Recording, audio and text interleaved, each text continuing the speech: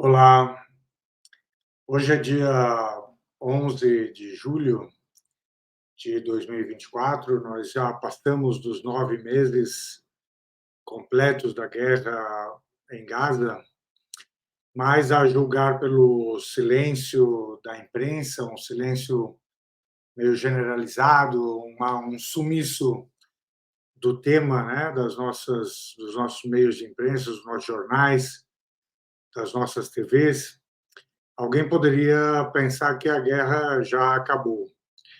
Mas essa não é a verdade, infelizmente.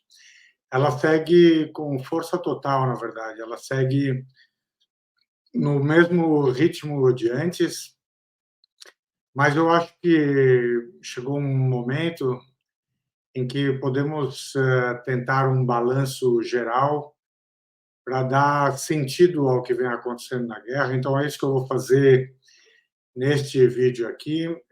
Vou fazer, digamos, um resumo, né, uma contextualização do que aconteceu até aqui e projetar um pouco o que pode acontecer no futuro.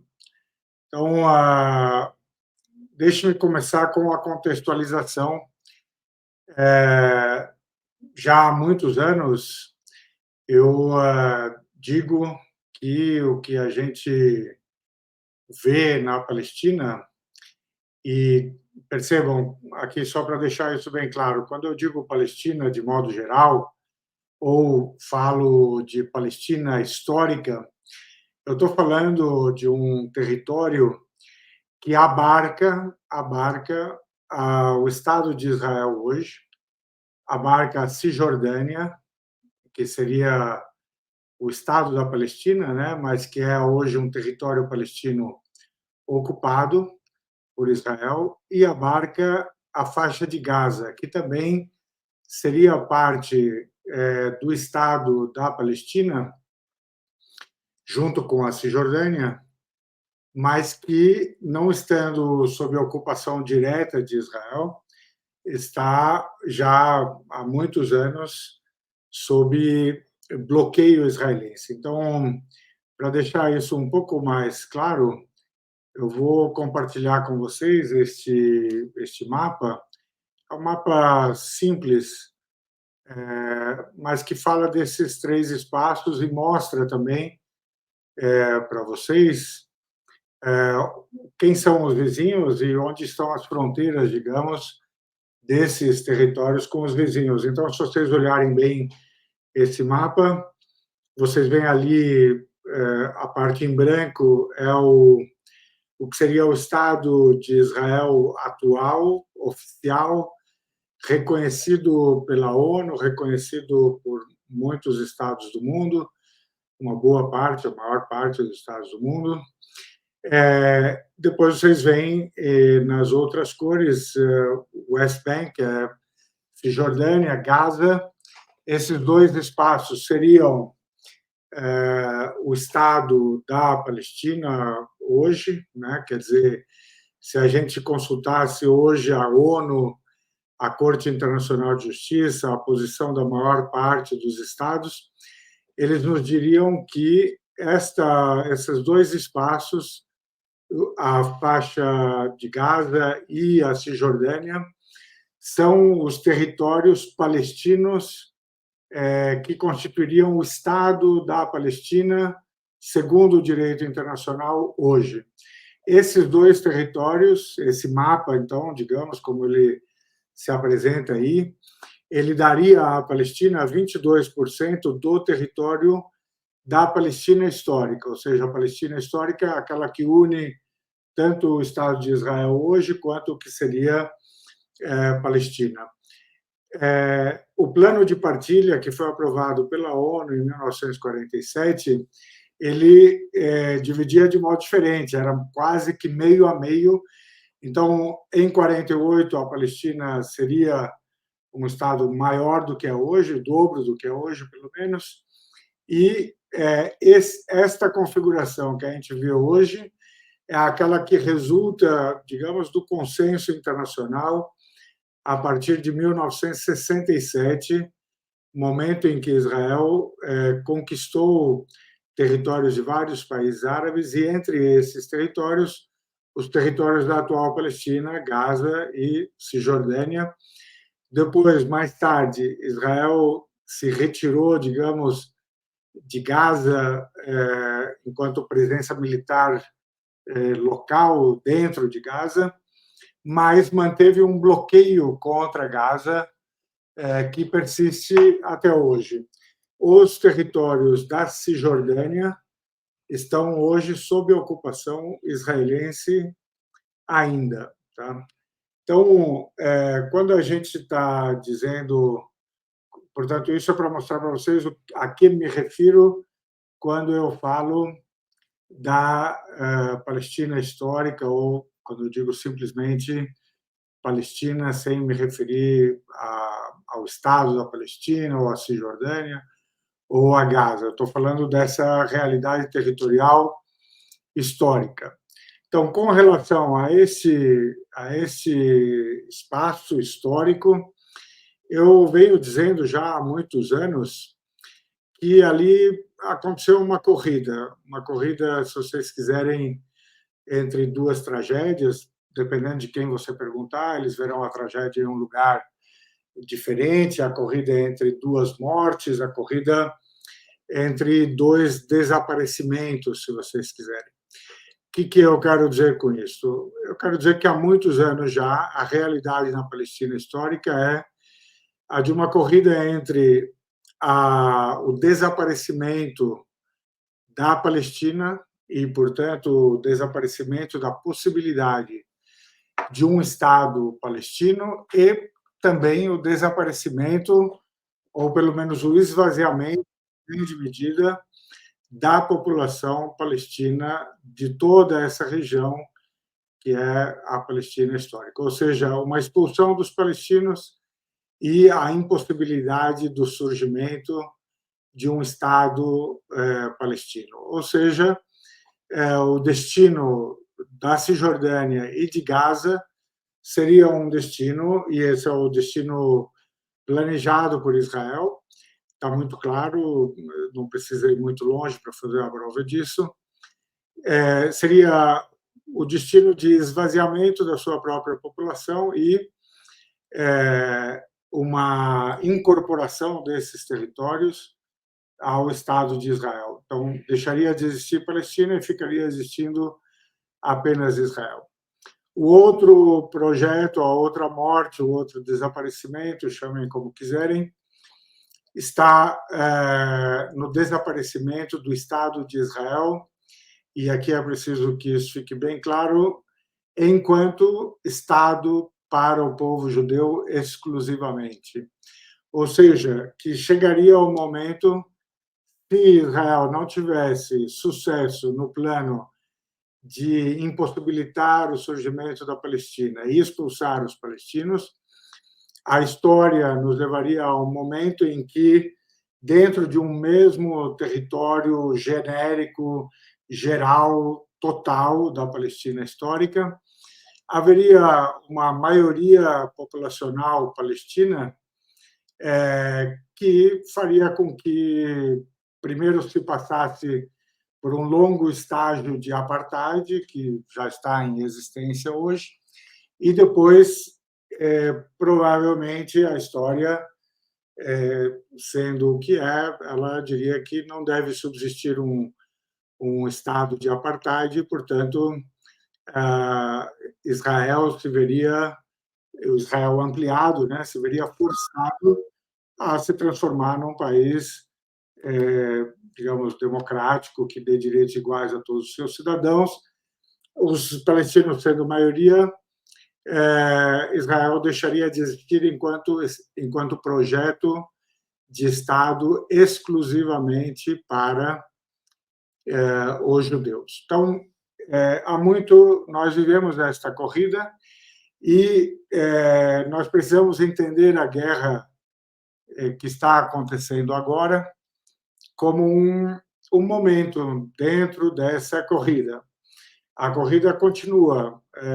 O resultado desta guerra pode ser o fortalecimento de uma das mortes ou da outra. Pode ser o fortalecimento da ideia de impossibilidade do Estado palestino ou pode ser o fortalecimento da ideia do fim do Estado exclusivamente judeu para os judeus. Tá? Então, é nesse contexto que nós devemos compreender o que está acontecendo agora. Eu digo que é importante a gente falar sobre isso agora porque há um grande silêncio por parte da imprensa. Eu não sei se vocês concordam com esse diagnóstico, mas eu vejo esse silêncio. Eu vejo que mesmo grandes veículos têm deixado para informar alguma coisa sobre a Palestina a cada 2 ou 3 dias, talvez até menos do que isso.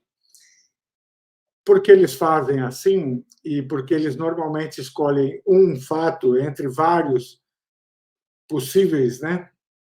Entre vários passíveis de serem noticiados e comentados, a gente vai vendo apenas pequenas informações, pequenas imagens, pequenos textos sobre o que está acontecendo, mas a gente não vê todo o resto e a gente não tem a possibilidade de tentar entender um quadro mais amplo.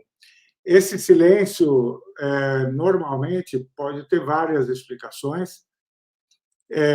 Uma delas é uma espécie de cansaço, quer dizer, os veículos de imprensa, sendo veículos que querem vender, eles percebem em algum momento que aquele produto exposto permanentemente nas suas páginas, ele talvez cause um certo cansaço no leitor, no, no auditório, digamos, né? Então, você percebe que talvez tenha caído a demanda para pôr notícias sobre a Palestina. Tem uma outra razão que eu acho que ela colabora certamente no caso que nós estamos vivendo, que é o seguinte: a quem interessa o silêncio da imprensa sobre o que está acontecendo na Palestina? Hoje, sendo bastante curto, digamos, e sucinto, o silêncio hoje interessa a Israel, porque falar sobre a guerra hoje significa falar todos os dias sobre a tragédia humanitária, sobre as pessoas que estão sendo mortas, as pessoas que estão passando fome, os hospitais destruídos, as casas destruídas e assim por diante. Ou seja, seria um convite diário a que nós julgássemos de modo severo o comportamento de Israel. Então, calar sobre a guerra é um pouco dar um descanso para Israel, é dar fôlego a Israel, é não mobilizar as pessoas para que haja uma condenação mais forte do comportamento israelense. Então, nesse silêncio, há um viés da imprensa, que é comandado, se vocês quiserem, pelas decisões que são tomadas pelos donos, pelo movimento geral da imprensa, digamos, dominante, pelo fato de que a nossa imprensa brasileira tende a copiar a pauta da imprensa norte-americana, várias explicações possíveis, mas há um viés, e esse viés me parece estar muito claro, e nesse caso ele se manifesta pelo silêncio. Agora, com o silêncio relativo, fica realmente impossível compreender o quadro geral. Se já é difícil entender o Oriente Médio, a questão da Palestina, tendo notícia todos os dias, com o silêncio fica ainda mais difícil. Então, eu quero tentar deixar um quadro geral mais compreensível, para que, inclusive, a gente possa ler o pouco que recebe de informação com um olhar já capaz de encaixar as informações dentro do quebra-cabeça mais geral. Então, primeiro eu vou fazer um balanço do que vem acontecendo e depois eu vou projetar um pouco as possíveis resultantes da guerra e das possíveis negociações, cessar-fogo em algum momento. Então, balanço precisa começar pelo seguinte: não dá para começar o balanço apenas no dia 7 de outubro. É preciso lembrar o que estava posto, o que acontecia antes do dia 7 de outubro. Então, de 2023, que vocês sabem, né, essa data foi a data em que o Hamas fez um grande ataque contra assentamentos, né, de israelenses e contra bases militares israelenses.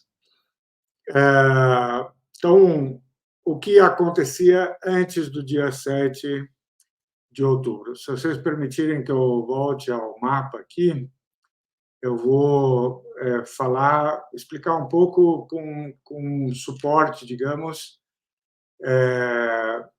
com suporte visual, né? Nesse mapa aqui, a gente pode projetar sobre ele as informações, né, que eu agora vou passar para vocês. Então, qual era o quadro antes de 7 de outubro de 2023?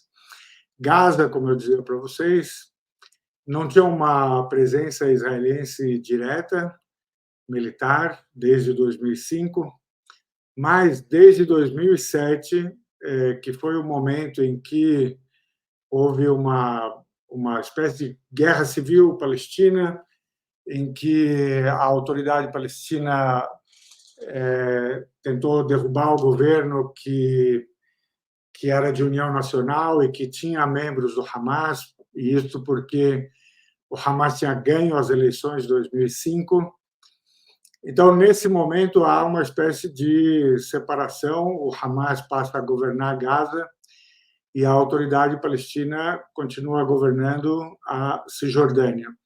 A partir desse momento, em 2007, há um bloqueio total, completo de Gaza, por ar, mar, terra, e tudo que entrava e saía de Gaza era passível de um controle draconiano por parte de Israel. Isso levava à caracterização de Gaza como uma prisão a céu aberto.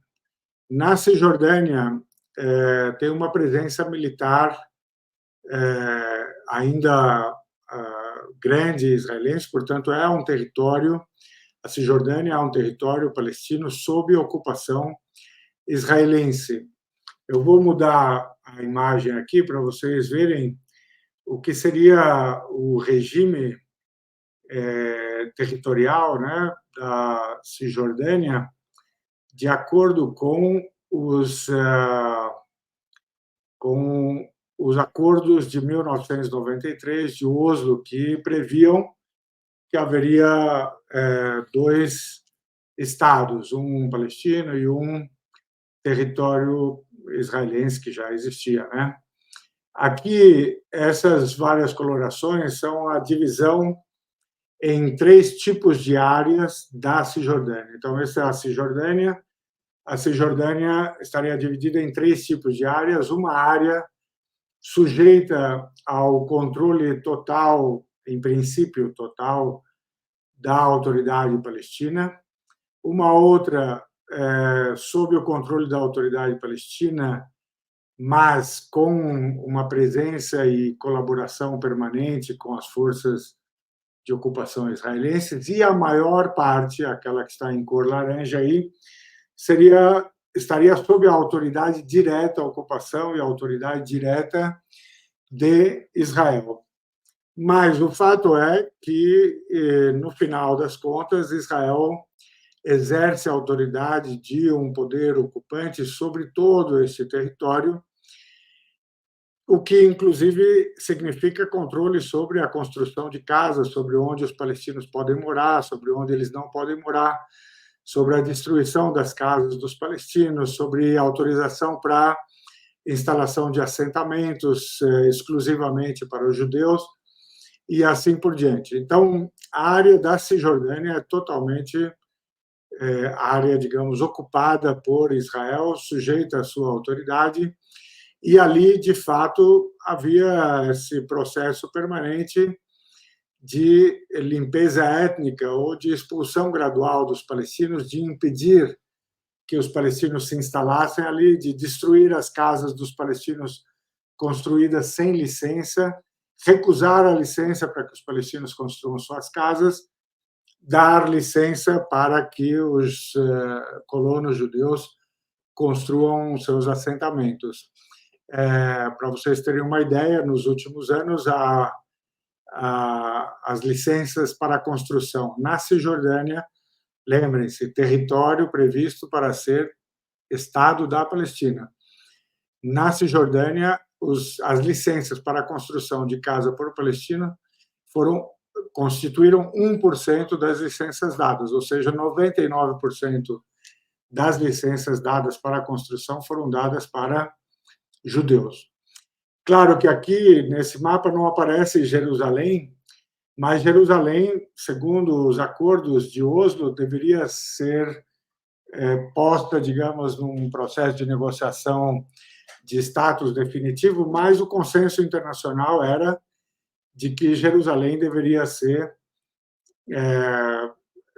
dividida ao meio e a parte oriental de Jerusalém seria a capital da Palestina. Mas o mesmo processo que se dá na Cisjordânia se dá também em Jerusalém e, portanto, ali há um grande esforço israelense de assentar judeus em toda Jerusalém, inclusive no lado oriental, para impedir que ali se instale uma capital futura, né, do Estado da Palestina, e também o mesmo processo de expulsão e recusa de licença de moradia, expulsão dos moradores históricos da cidade, proibição de reunião familiar e assim por diante, ou seja, um esforço de esvaziamento também de Jerusalém dos seus moradores originários palestinos.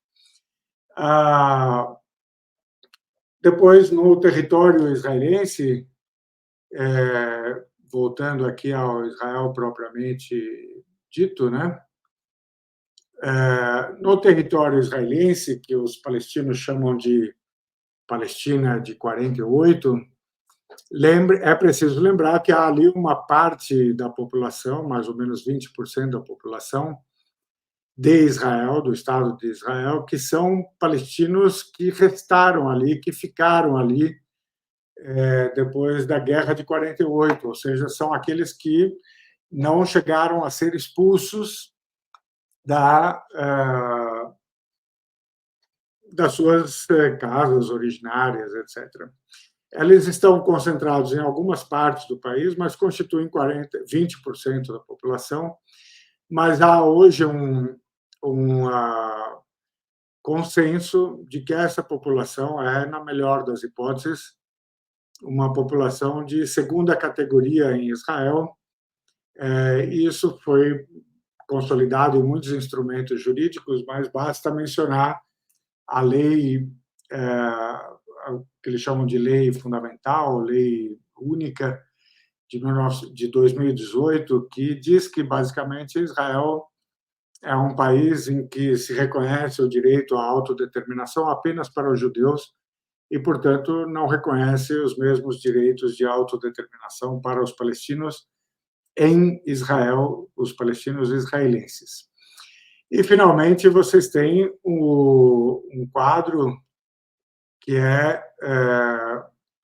o quadro relacionado aos refugiados palestinos. Então, lembrando que em 1948, mais da metade da população palestina do que viria a ser Israel foi expulsa, E depois, em 1967, quando Israel conquistou os demais territórios, uma outra parte importante da população foi expulsa. Nós temos refugiados palestinos que estão ou bem na Cisjordânia ou em Gaza, ou seja, vocês têm pessoas que eram do que hoje, daquele território que hoje é Israel, que se encontram em Gaza, vocês têm pessoas que fugiram desse Estado de Israel ou que foram expulsos e que foram parar na Cisjordânia, e vocês têm muitos refugiados expulsos de outro lugar e que foram parar no Líbano, na Síria, na Jordânia e em outros lugares do mundo. Acho que eu tenho aqui um quadro que mostra os refugiados e a sua distribuição. Então, vejam o número de refugiados em 1990, né? E como ele aumentou em vários anos depois, eu acho que isso é de 23, mas talvez nem seja tão atualizado.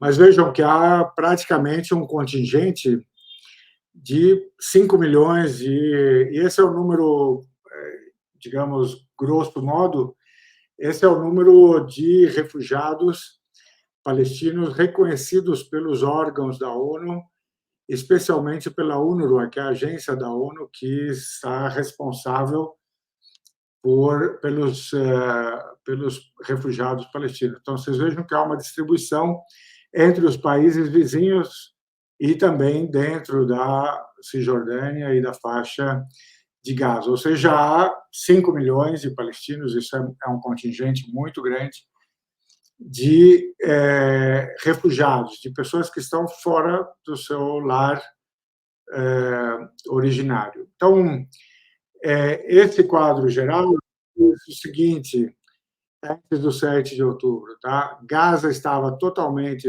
sob um bloqueio geral que a transformava em prisão ao ar livre e que fazia com que a vida em Gaza fosse uma vida de absoluto desespero. Vocês têm uma Cisjordânia sob ocupação israelense, em que a população vai sendo expulsa gradualmente, as condições de vida são de grande dificuldade e humilhação permanente. Vocês têm a população de Israel, a população palestina de Israel, que vive a situação de uma população de segunda categoria, e você tem o sofrimento de 5 milhões de refugiados cuja situação final precisa ser definida de algum modo que seja justo. Esse conjunto de situações aqui, ocupação, bloqueio,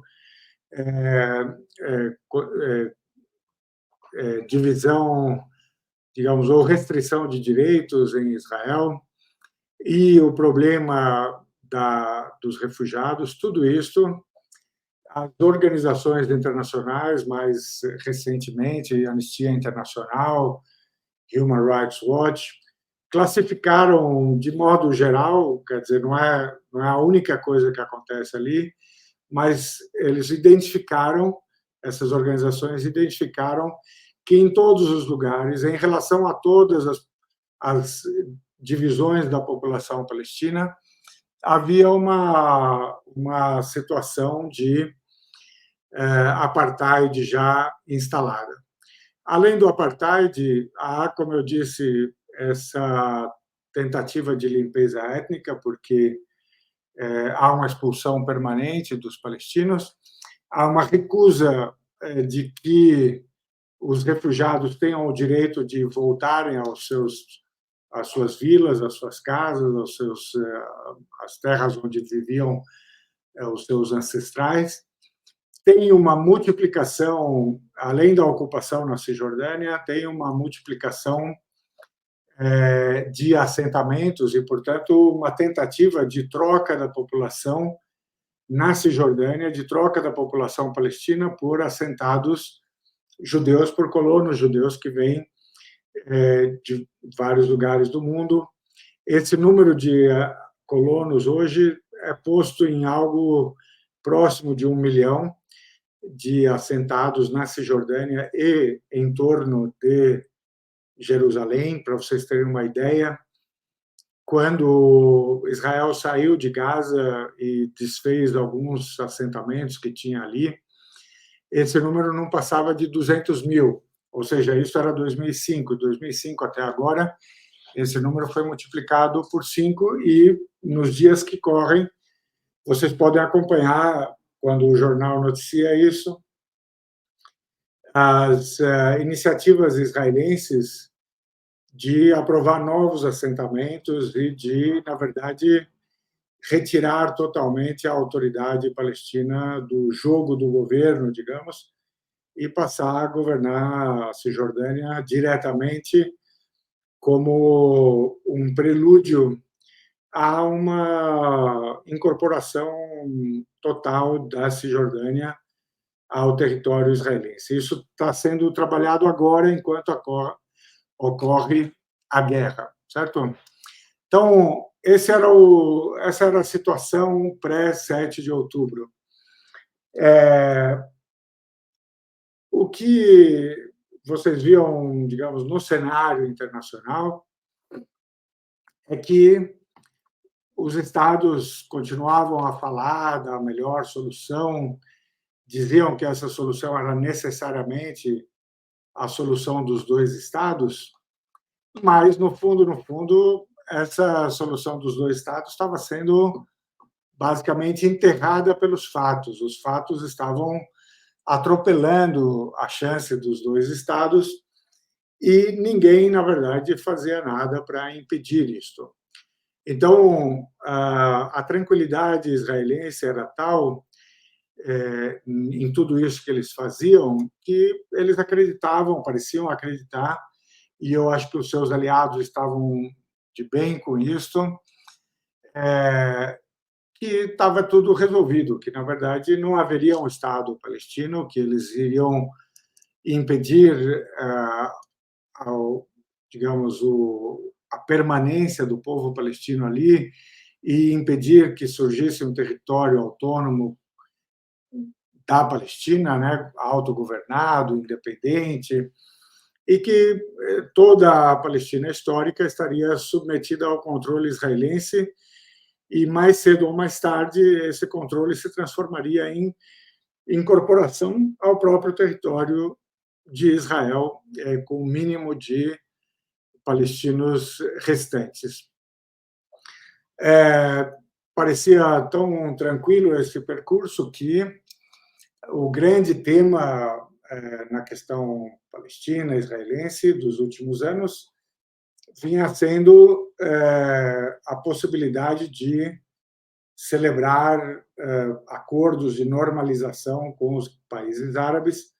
Avançaram um pouco nisso com a normalização com o Bahrein e também com os Emirados Árabes Unidos, e se preparava a normalização, digamos, com a joia da coroa, que seria a Arábia Saudita. Então, nós caminhávamos para uma liquidação total da questão palestina e para aquela morte que eu dizia para vocês, anunciada, a morte da possibilidade de um Estado palestino.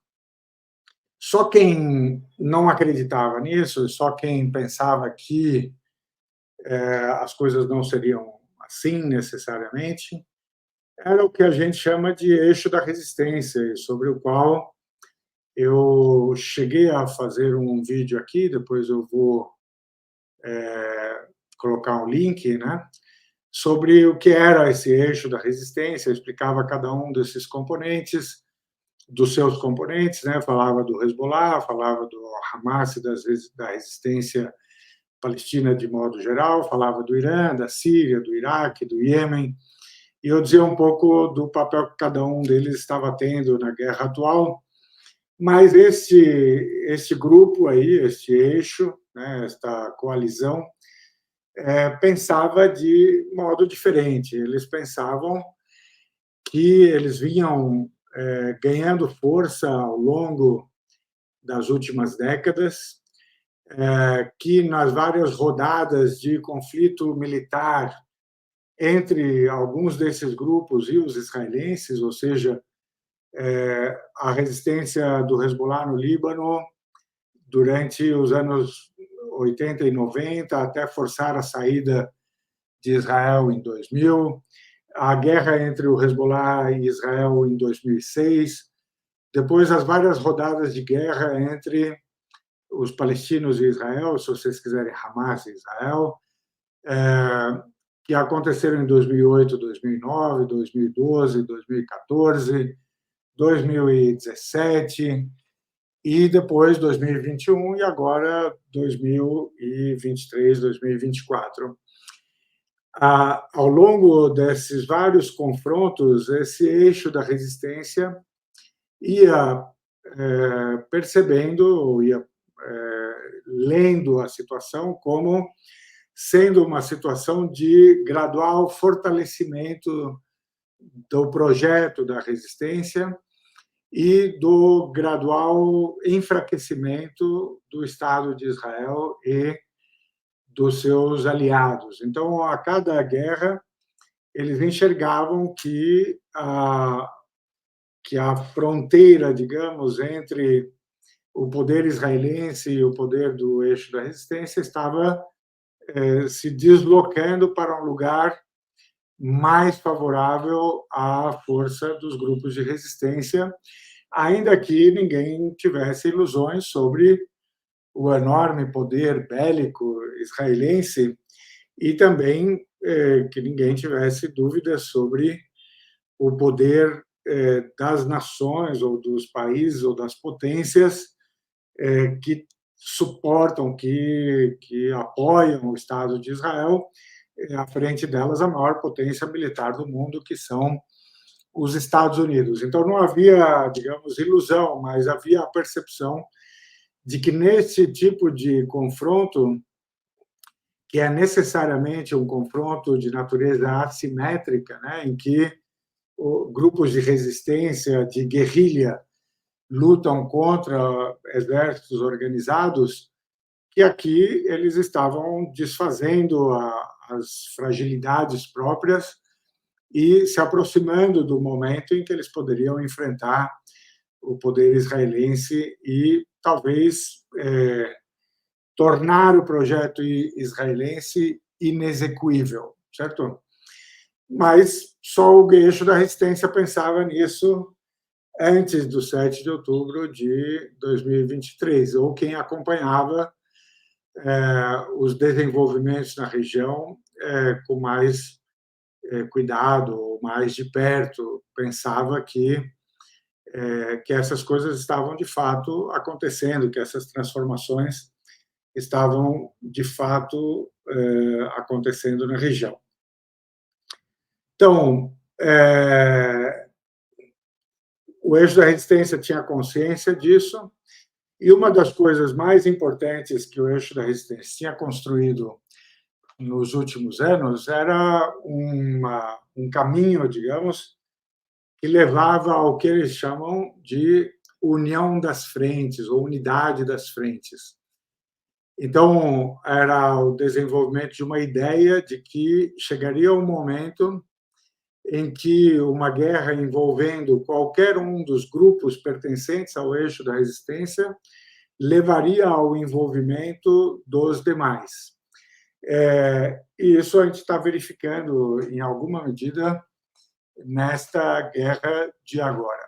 Mas isso é importante lembrar para a gente entender o que aconteceu a partir do dia 7 de outubro. Então, chega este dia, e a justificativa que os palestinos apresentam e que o Hamas e os outros grupos de resistência apresentam para o que aconteceu no dia 7 é um pouco tudo aquilo que eu dizia para vocês.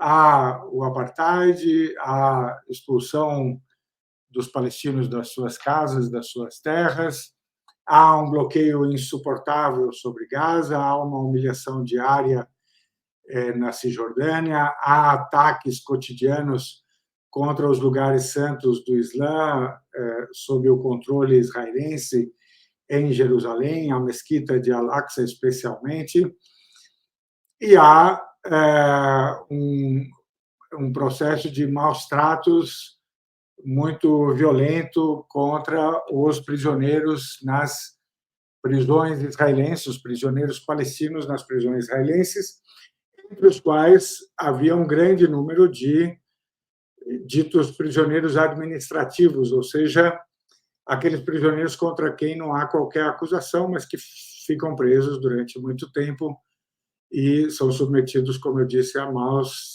tratos. Então, o Hamas diz: agimos no dia 7 para impedir todas essas violações por parte de Israel e para forçarmos, por uma troca de prisioneiros, a libertação dos prisioneiros palestinos que estão sob o jugo, digamos, israelense. Claro que, quando a gente se refere ao dia 7, primeiro, houve um choque muito grande pelo mundo inteiro, em Israel, sobretudo, e também nas comunidades judias pelo resto do mundo, mas também em meio a todos os aliados, a todos os estados aliados de Israel. Então, não há como diminuir, digamos, a intensidade do susto, certo? Foi algo muito grande. Mas, junto com esse susto, houve, é claro, uma discussão sobre como julgar os fatos, né? Será que os ataques eram ataques terroristas? O que será que aconteceu? Será que houve violência contra as mulheres, como foi dito? Será que houve decapitação de bebês? Será que houve todas aquelas coisas que foram noticiadas no dia 7 e que ficam na memória das pessoas, por mais que depois tenham sido negadas ou confirmadas e que a realidade tenha se mostrado, digamos, diferente. Então, hoje, por exemplo, está claro, para quem quiser se informar, que várias dessas acusações eram absolutamente falsas, a maior parte delas, na verdade, sobre violência contra as mulheres, a violência sexual contra as mulheres, a violência contra as crianças, a decapitação, tudo isso mostrou-se fake news, né? Que no início foi usado para justificar uma resposta tão forte quanto possível contra o Hamas e, portanto, era preciso primeiro demonizar o Hamas para poder, então, soltar a força total contra ele. Daí, por exemplo, a comparação entre o Hamas e o Estado Islâmico. De todo modo, hoje a gente sabe o que aconteceu, mas as pessoas continuam muitas vezes, a propagar notícias que hoje se sabem falsas. Sobre a morte de muitos civis nesse ataque, também hoje há informações bastante claras e confirmadas, inclusive na imprensa israelense, ou seja, não é preciso ir muito longe, de que houve uma implementação por parte do exército israelense do que eles chamam de doutrina Aníbal, né, ou Hannibal, que é matar os reféns junto com os atacantes. Então, houve muitos civis que foram mortos pelo fogo israelense mesmo,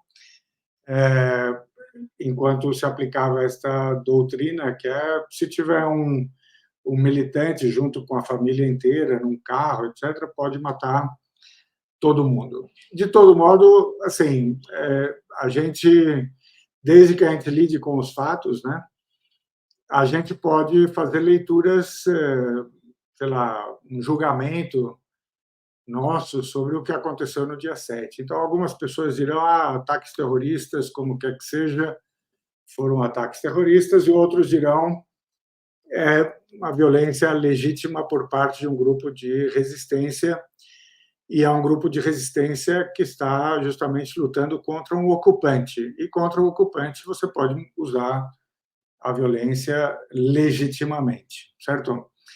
Como quer que seja, desde que se conheça os fatos, faça-se o julgamento que quiser. Eu não estou tão preocupado hoje com qualificar, digamos, a ação do Hamas.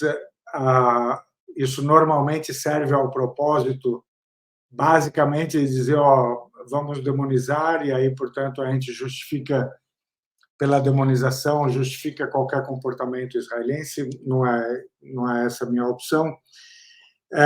Mas o fato é que a realidade concreta é que tratou-se de um grande choque, e esse grande choque mostrou as grandes limitações do poderio militar israelense. Então, aquele país que estava, digamos, relativamente tranquilo, achando que o seu projeto se encaminhava para uma boa conclusão, o seu projeto de impedir a existência de um Estado palestino, de expulsão gradual dos palestinos, de tomada da Cisjordânia para si, da expulsão dos palestinos de Gaza, ou seja, e de normalização das relações com o mundo árabe, apesar de estar fazendo tudo isso. Então, aquele país que achava que tudo isso caminhava nessa boa direção, sofreu ali um golpe muito forte que dizia: opa, talvez não seja assim, talvez nós não estejamos prontos militarmente para enfrentar os desafios. Se a gente não conseguiu sequer defender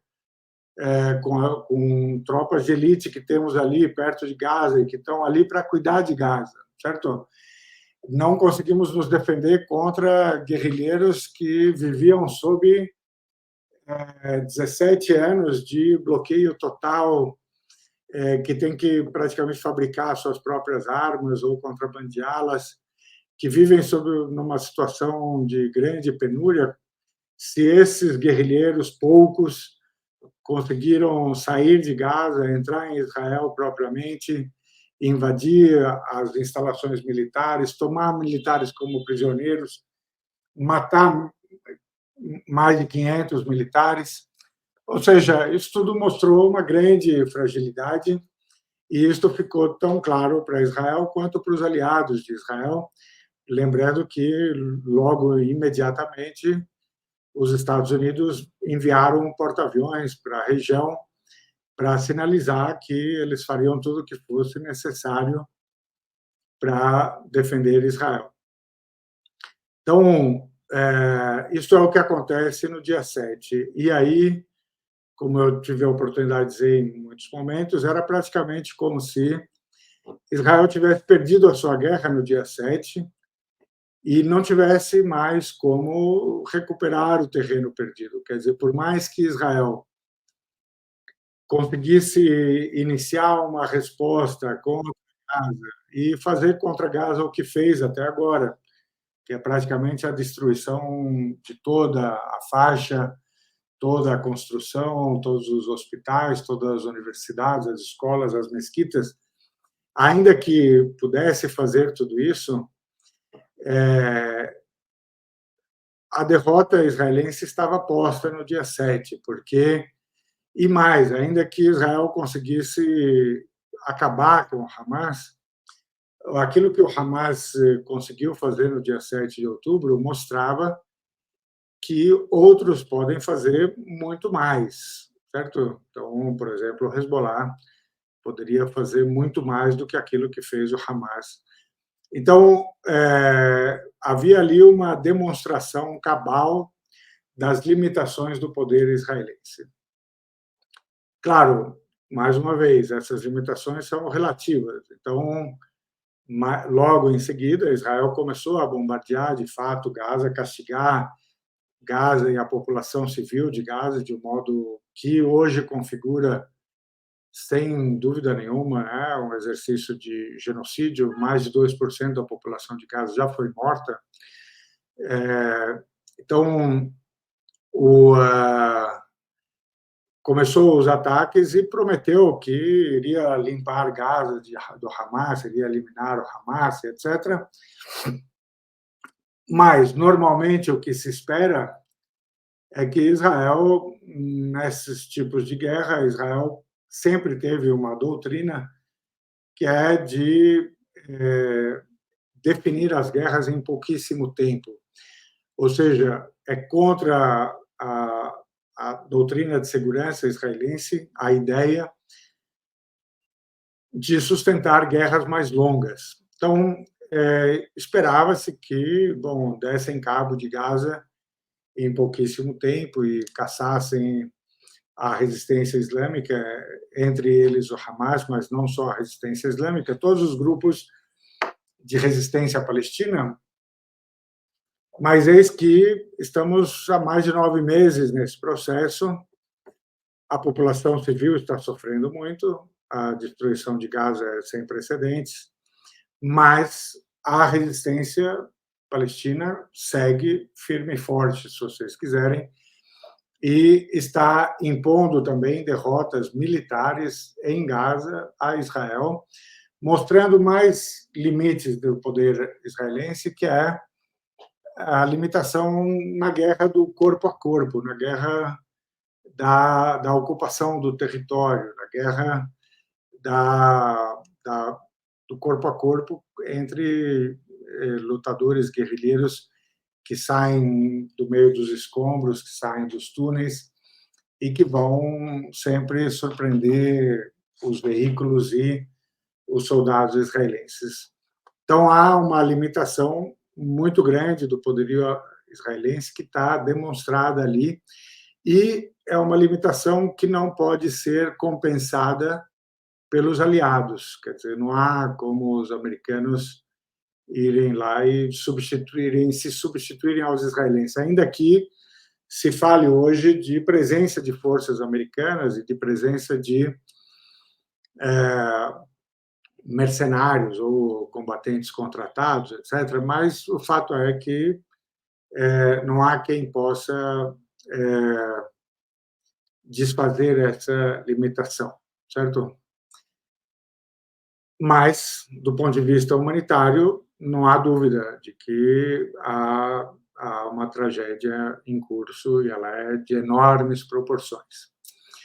Ao mesmo tempo em que houve o ataque no dia 7, houve a resposta, passou-se a fazer a resposta israelense, houve aquilo que a gente chamou de entrada em ação das outras frentes, as frentes de apoio à resistência palestina. Então, a partir do dia 8, o Hezbollah começou a atacar, digamos, instalações israelenses já no dia seguinte, e depois, mais tarde, entraram em ação os iemenitas e os iraquianos,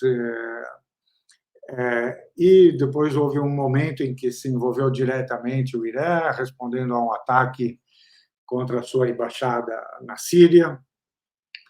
Mas, obviamente, a mais relevante dessas frentes de apoio é aquela do Líbano, aquela que foi aberta pelo Hezbollah na fronteira norte de Israel, na fronteira com o Líbano.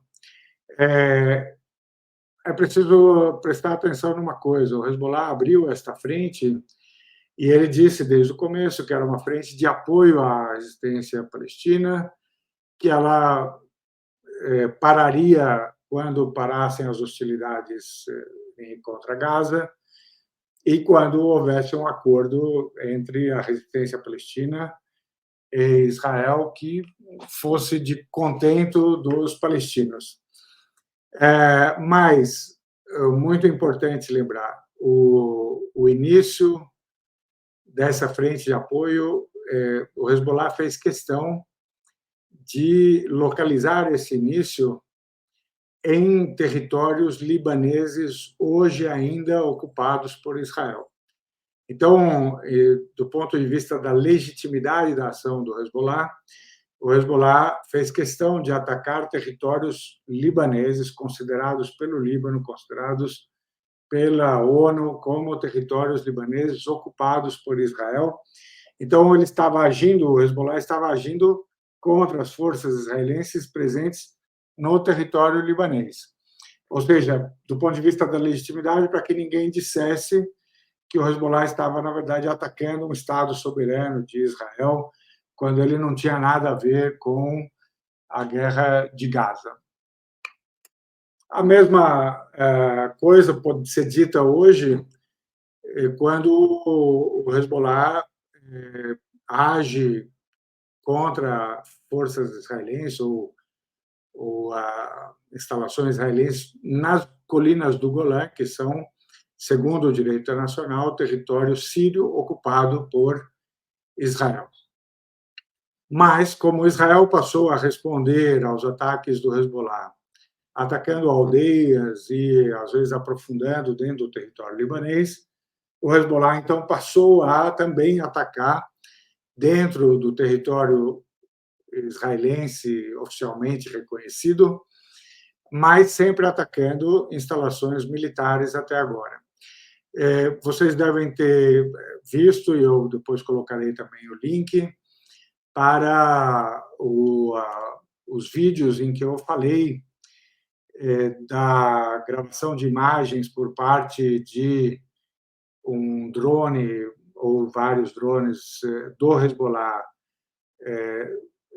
na região de Haifa, ou seja, na região de uma região bastante populosa, bastante importante, indústria, porto, aeroporto, etc., em que o Hezbollah mostra a gravação desses vídeos, mostrando, apontando para o que poderiam ser os seus alvos dentro do território israelense.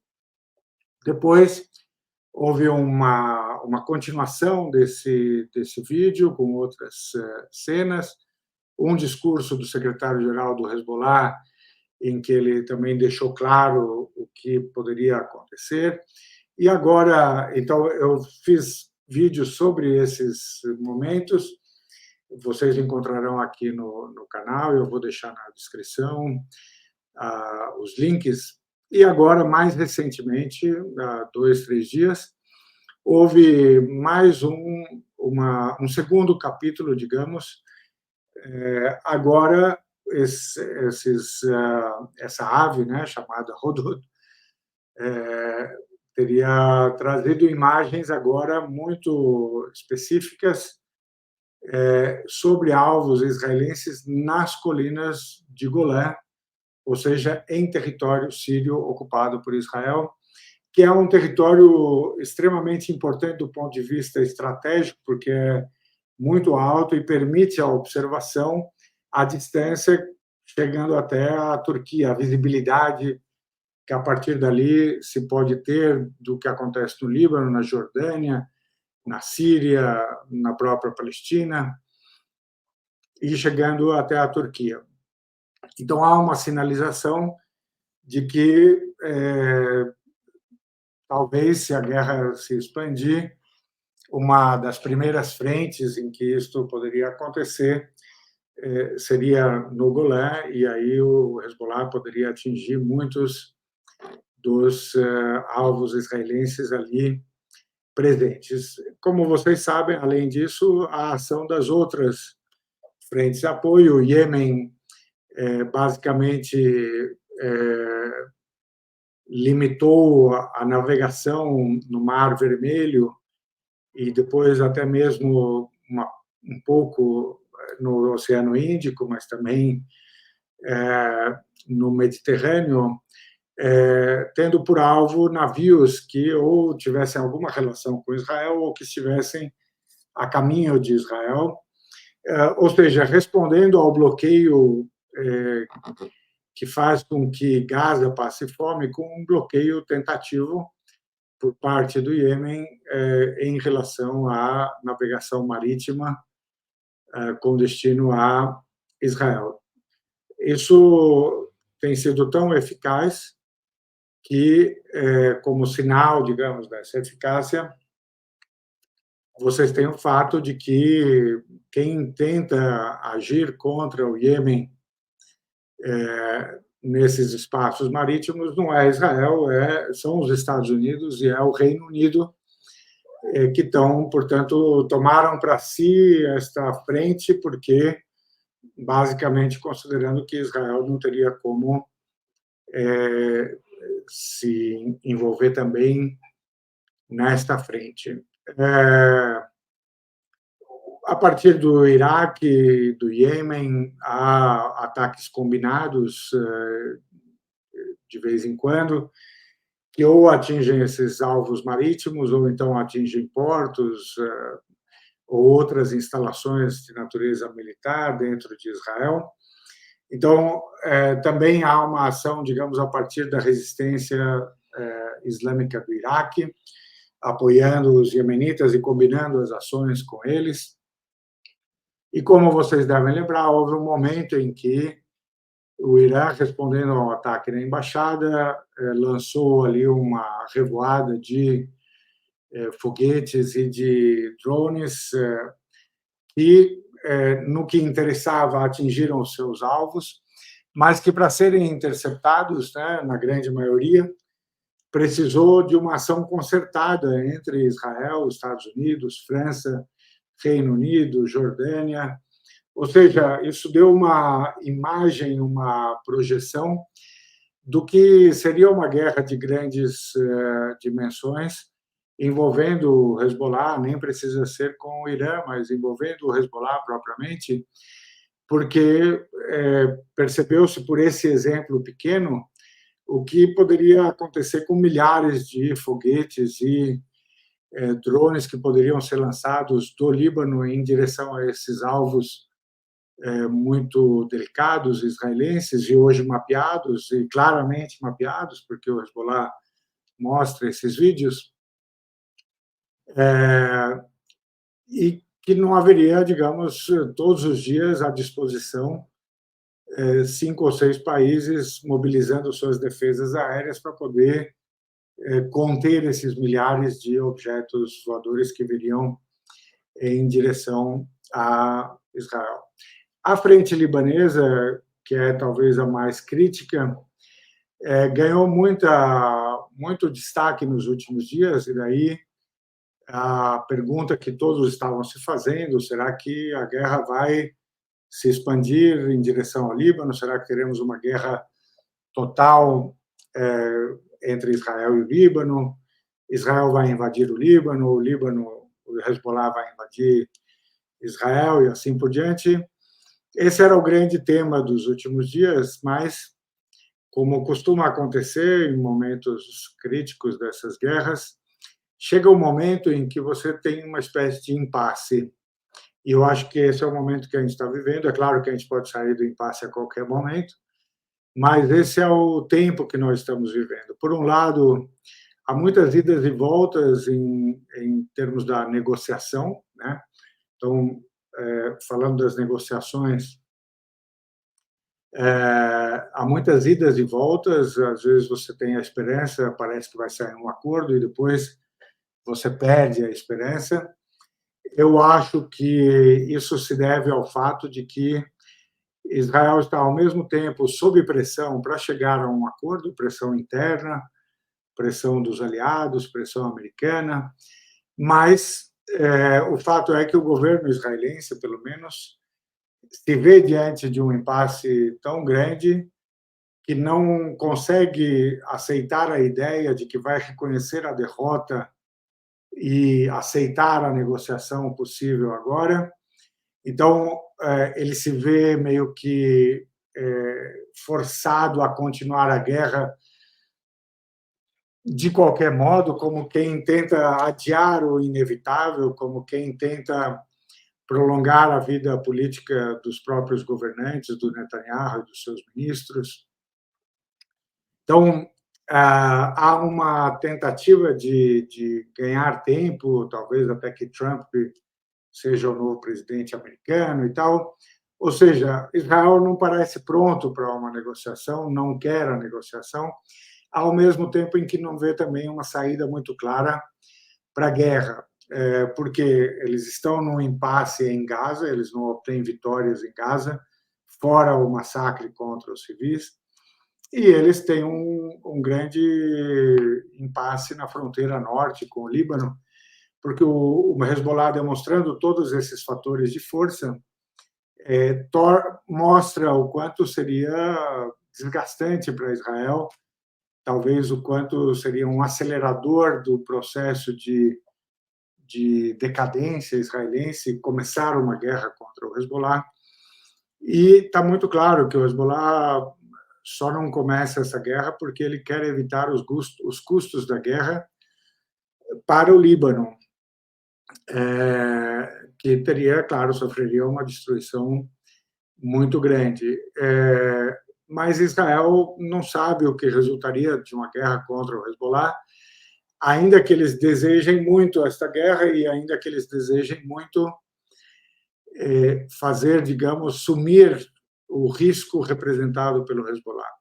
O problema deles não parece factível fazer sumir esse risco através de uma guerra contra o Hezbollah, que provavelmente assim, vai significar uma nova derrota israelense, mas também, por outro lado, não fazer a guerra não parece ser uma opção aceitável para Israel, porque está claro hoje o poder do Hezbollah e como é que você convive com esse poder ali na sua fronteira e como é que você deixa que esse poder continue a se desenvolver e a se preparar para o momento em que a guerra inevitável vai acontecer, a grande guerra, a guerra definitiva vai acontecer. Então, nós estamos nesse momento agora de impasse e percebam que nós continuamos no aprofundamento daquela corrida a que eu me referi no começo da fala, que é essa corrida entre duas mortes, se vocês quiserem.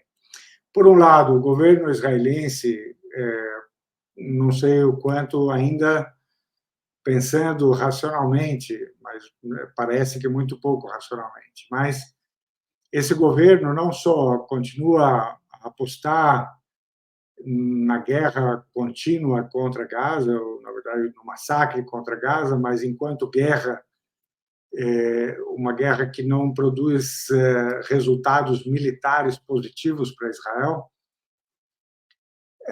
com um apoio, digamos, ilimitado por parte dos Estados Unidos, por mais que os americanos façam suas críticas, mas eles não deixam de fornecer as armas, o financiamento, ou seja, o apoio é sempre permanente, total, também por parte da Europa, dos países europeus.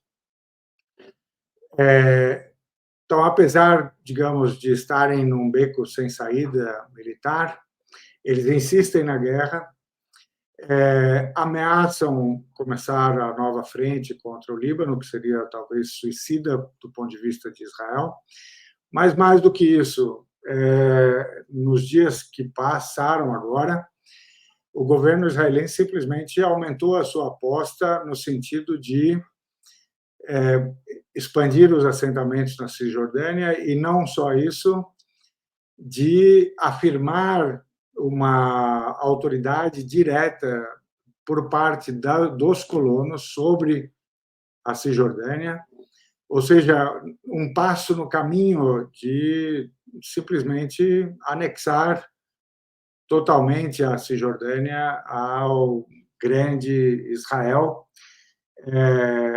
E isso, vocês encontram a notícia, mas ela não é explicada com a dimensão real que ela tem, que é isso, é um passo a mais no sentido de impedir o surgimento de um Estado palestino, qualquer que ele seja, né? Então, eles estão realmente dobrando a aposta de que eles vão finalmente concretizar o seu sonho, esse governo, e quando é esse governo, significa que é o Estado de Israel, está dobrando a aposta que e eles afirmam isso nos seus discursos, que é o esvaziamento de Gaza, a expulsão dos palestinos de Gaza em direção ao Egito, que é a anexação da Cisjordânia, a expulsão do essencial dos palestinos em direção à Jordânia, e a expulsão de palestinos da Cisjordânia e propriamente de Israel em direção ao Líbano e à Síria, etc. Ou seja, isso está no discurso público hoje, cotidiano israelense, ou seja, realmente dobrando a aposta no grande projeto de um grande Israel sem palestinos, sem Palestina, com limpeza étnica consumada, Então, eles estão vendo nesta guerra, apesar dos resultados militares serem péssimos, né? Mas eles continuam a enxergar nessa guerra a possibilidade da realização do plano.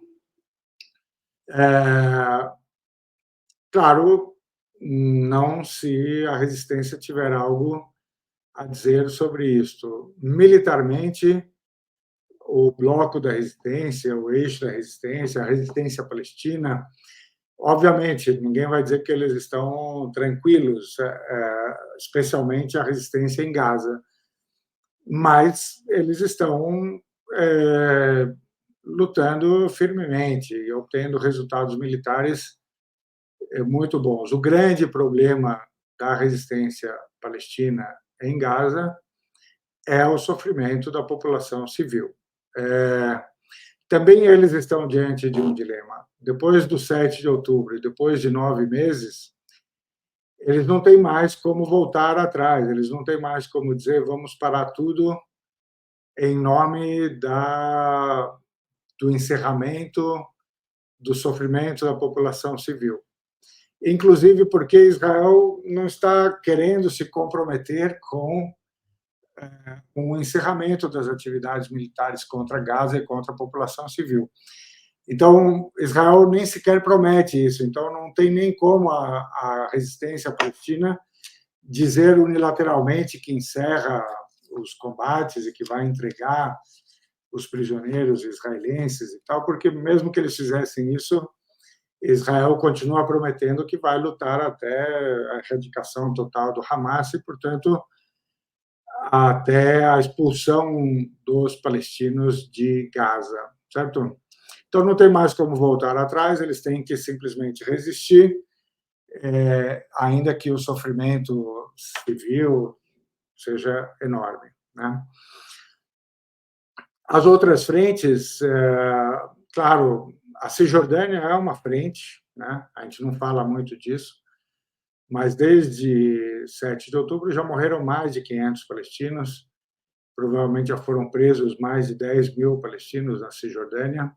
Todos os dias há algum confronto entre israelenses e palestinos na Cisjordânia, ou seja, a pressão também ali é muito grande, há sempre a possibilidade de uma explosão de violência na Cisjordânia, e se ela explodir, será algo muito maior do que está acontecendo em Gaza hoje.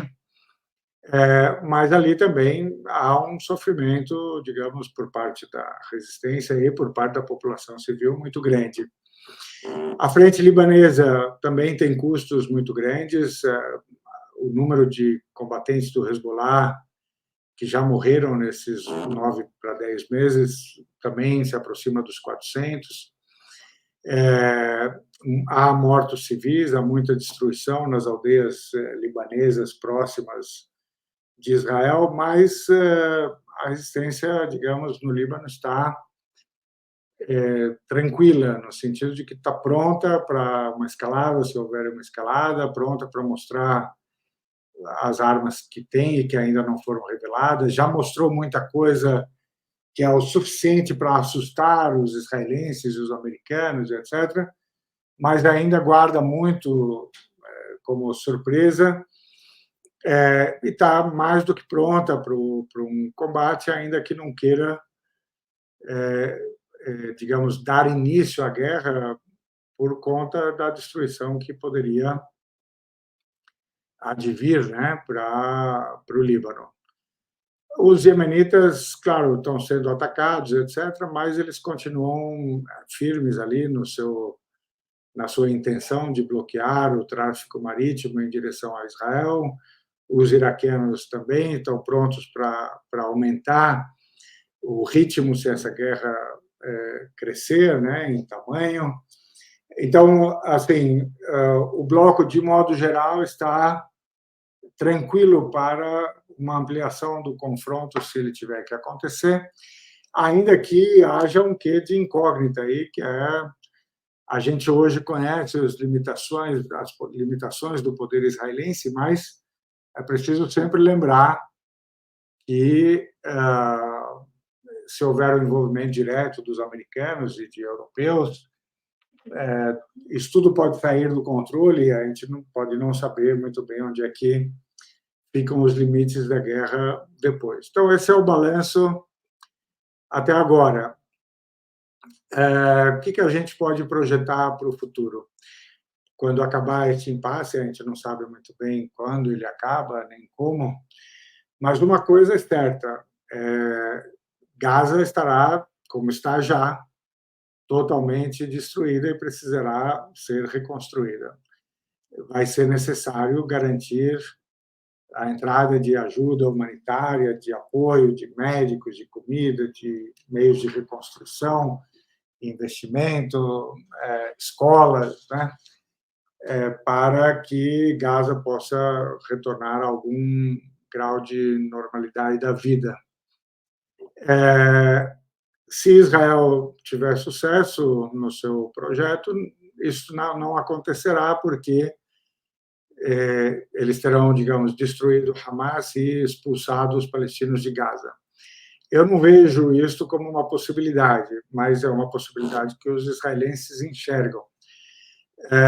Mas o meu prognóstico é de que Gaza estará destruída, mas os palestinos estarão ali, ainda em massa, a resistência estará ali, ainda pronta para lutar e, na verdade, como autoridade incontestável dentro de Gaza. Então, ninguém governará Gaza senão a resistência, me parece, ou pelo menos alguém com a participação do Hamas.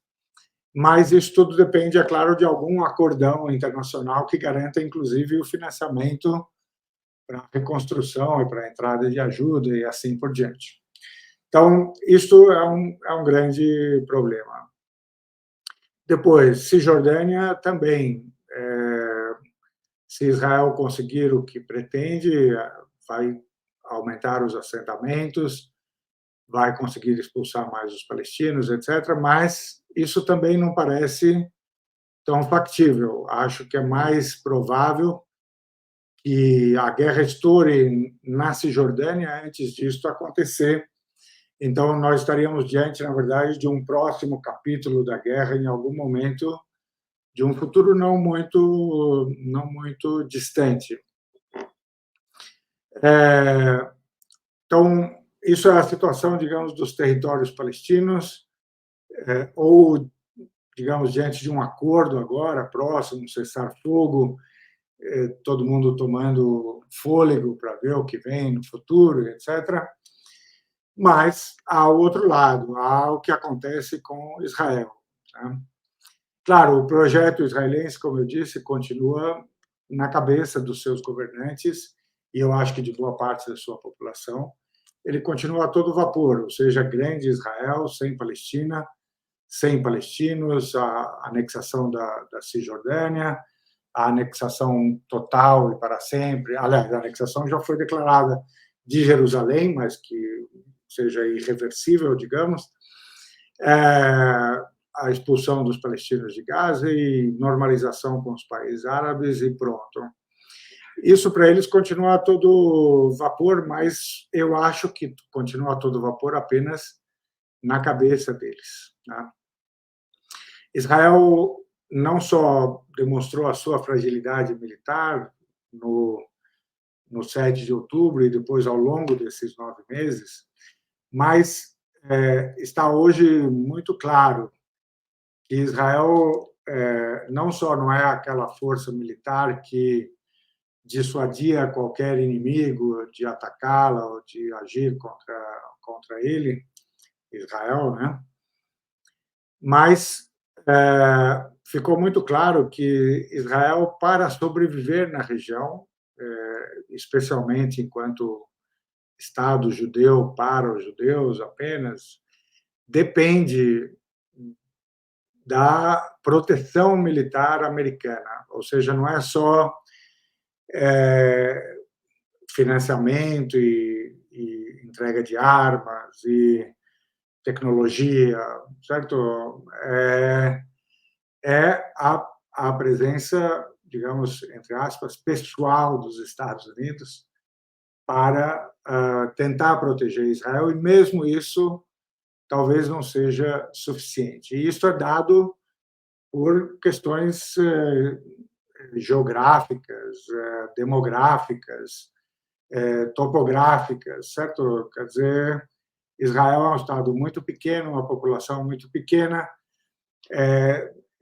cercado por um mundo árabe muçulmano, que se mobilizar suficientemente e se organizar suficientemente, como vem acontecendo com o eixo da resistência, não haverá, digamos, possibilidade militar de Israel resistir a essas forças contrárias, talvez nem mesmo com o apoio militar israelense, mas hoje está claro que, se quiser sobreviver, vai necessitar do apoio e da proteção, na verdade, direta americana. Quando fica claro esse estado de relativa fragilidade ou de incapacidade de se defender, isso tem vários efeitos sobre outros problemas israelenses. Ou seja, Israel tem um grande problema, que talvez seja o maior de todos, né? Combinado com o tamanho do seu território e a proximidade, né? Com os adversários, digamos, mas é o problema da demografia. Ou seja, na medida em que em que Israel pretende ser um Estado judeu para os judeus, é central a demografia, na questão demográfica ali, é central a parte constitutiva dessa população, que é a judia. Ou seja, você não pode ser um Estado judeu para os judeus se você tem uma minoria de judeus, certo? Então, você precisa, primeiro, que sempre a parte majoritária da sua população seja judia, e, portanto, você precisa importar população, você precisa importar moradores do resto do mundo, e a sua cesta, né, de população passível de importação, ela é limitada. Quer dizer, a população judia no mundo é limitada. Fala-se um número em torno de 15 milhões, mas que ele seja maior ou menor do que isto, mas os números oficiais, ou quase oficiais, parecem falar em 14 ou 15 milhões. Então, na verdade, você tem... e a metade disso está morando em Israel hoje, né? E a outra metade, que mora fora, provavelmente não tem muito interesse em mudar para Israel, certo? Está muito bem onde está, etc. Então, você precisa continuar a importar esta população para poder... E, ao mesmo tempo em que você importa judeus, você precisa expulsar não-judeus, porque senão vai nascer mais palestinos e um dia os palestinos serão mais numerosos. Hoje já se fala, e os números parecem confirmar isso, né, que, se levarmos em conta a Palestina histórica, ou seja, todo o território da Palestina histórica, e pensar a combinação das populações, a população palestina na Palestina histórica já é superior à população de judeus israelenses em todo o território. Então, se Israel quiser ser o grande Israel, vai ter que expulsar palestinos e vai ter que ou crescer muito a taxa de natalidade de judia ou importar judeus do resto do mundo. Quando você tem uma situação em que fica claro que Israel não é capaz de se defender, fica mais difícil importar imigrantes, né, colonos, que venham ser assentados em Israel, mesmo que seja, não na Cisjordânia, mesmo que seja em Israel propriamente, certo? Porque as pessoas vão dizer, não, mas eu vou estar sempre em guerra, ou então os assentamentos ficam sujeitos, né, a ataques da resistência palestina, da resistência libanesa, etc. Tem um problema que é também demográfico, mas que é relacionado à concentração populacional em Israel. Vou ver se eu compartilho com vocês uma cena que é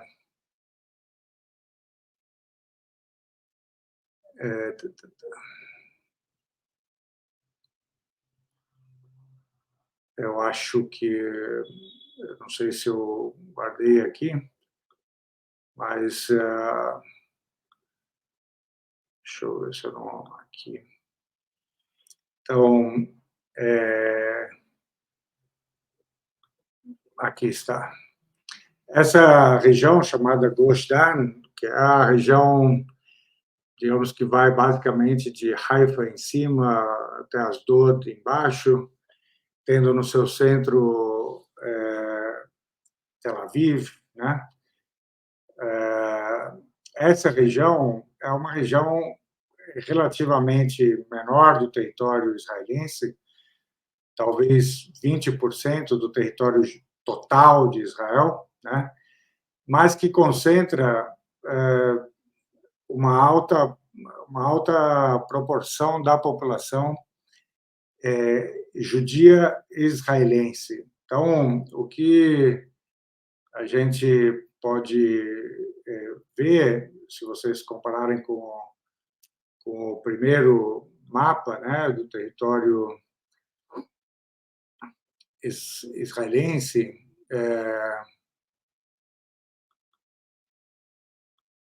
vocês vão ver que essa parte aqui do mapa, né, Tel Aviv e seu entorno, é uma parte muito pequena do território de Israel.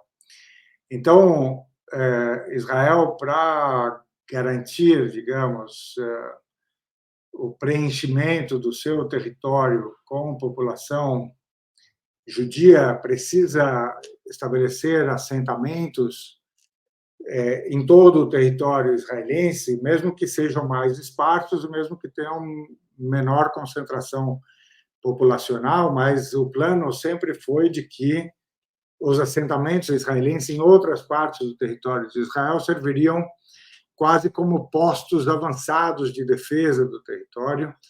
Então, vejam que quando o Hamas atacou as bases militares e também os assentamentos no entorno de Gaza, ele estava atacando numa região relativamente menos populosa. Ele não estava atacando Tel Aviv, a parte onde grande proporção dos israelenses vive. Ele estava atacando pequenos assentamentos ou colônias, etc. Os habitantes dessas colônias, desses assentamentos, atuais e futuros, né, eles fogem desses assentamentos. Então, hoje, muitos deles estão vazios, muitos deles estão totalmente paralisados em termos de atividade econômica. Os moradores desses lugares estão em hotéis, em casas alugadas, ou saíram de Israel, ou então foram para Tel Aviv, para Haifa, para outras cidades, e estão ali esperando. São dezenas de milhares de moradores desses que estão deslocados e estão esperando uma resolução. E se eles não tiverem, digamos, o sentimento de segurança, de confiança, de que nunca mais haverá um ataque por parte do Hamas parecido com aquele do dia 7, esses assentamentos vão ficar vazios.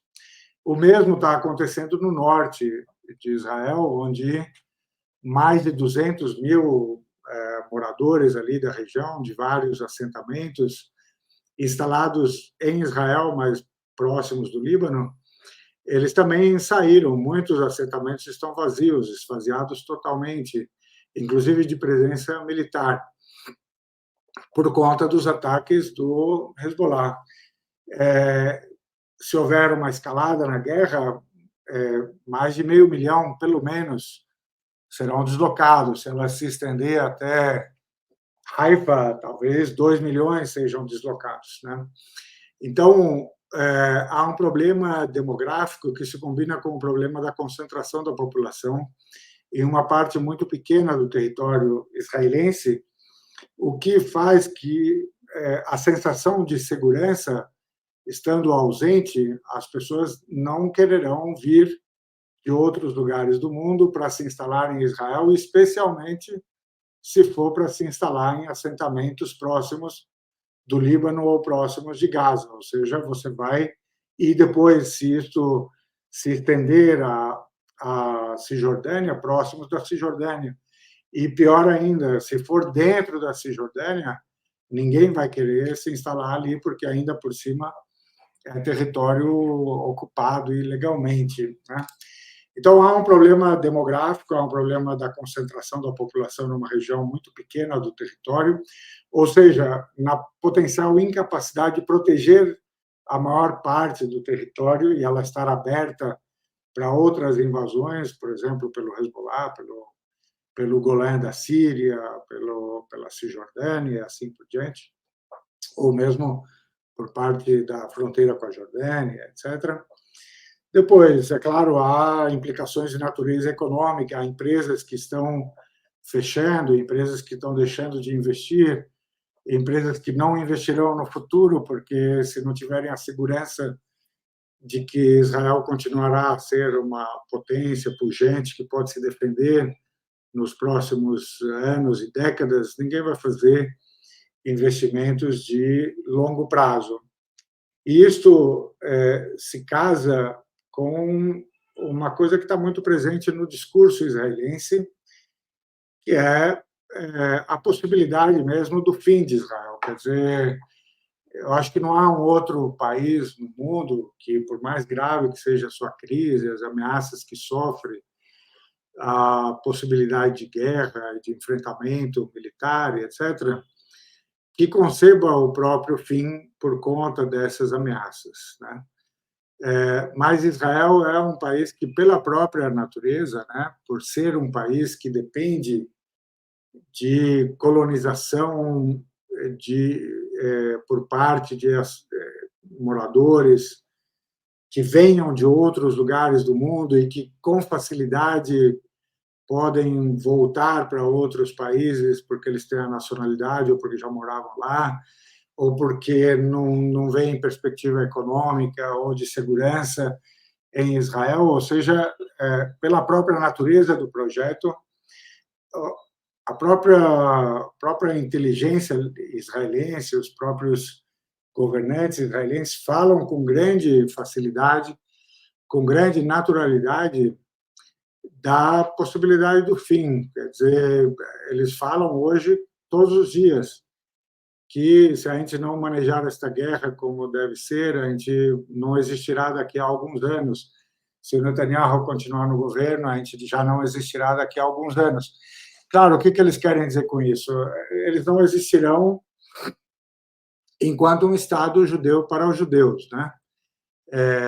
O sistema vai mudar, o regime vai mudar, a estrutura social vai mudar, mas o projeto israelense de exclusividade judaica, sionista, esse não será mais possível. Então, esse é o horizonte que muita gente passou a enxergar a partir desta guerra do 7 de outubro e de tudo que aconteceu a partir do 7 de outubro, ou seja, voltando ao nosso começo, aquela corrida que eu anunciava entre dois fins, entre duas mortes. Agora ganhou concretude, digamos, a ideia que antes as pessoas pensavam inimaginável, impossível, que é a ideia de uma impossibilitação do Estado de Israel enquanto projeto judeu para os judeus exclusivamente. Por conta dos problemas de demografia, de investimento econômico, de capacidade de proteção, de impossibilidade, mesmo com a ajuda do Ocidente, de fazer frente ao desafio militar que é posto pelo eixo da resistência. Então, essa é uma possibilidade que ficou mais concreta, né? Agora, apesar de que as pessoas não estejam falando muito sobre isso aqui no Ocidente, todo mundo dá a continuidade de Israel como um fato, né? mas os próprios israelenses estão colocando isso em questão. Esse é o balanço e as perspectivas de futuro, não que eu adivinhe o futuro, mas essa é a, digamos, esse é o lugar da corrida que eu anunciei no começo, em que nós nos encontramos hoje, né? Então, achei que era importante, né, à luz do silêncio aí da imprensa, de falar um pouco mais em detalhe, mais talvez didaticamente. Espero que tenha servido ao propósito. Se vocês têm gostado dos vídeos, não hesitem em se inscrever no canal, clicar na notificação, clicar no gostei, comentar, assistir os demais vídeos que vão se complementando com esse, fazendo suas sugestões, seus pedidos, e eu espero que vocês continuem a apreciar e a assistir os próximos eventos. Meu forte abraço e até a próxima.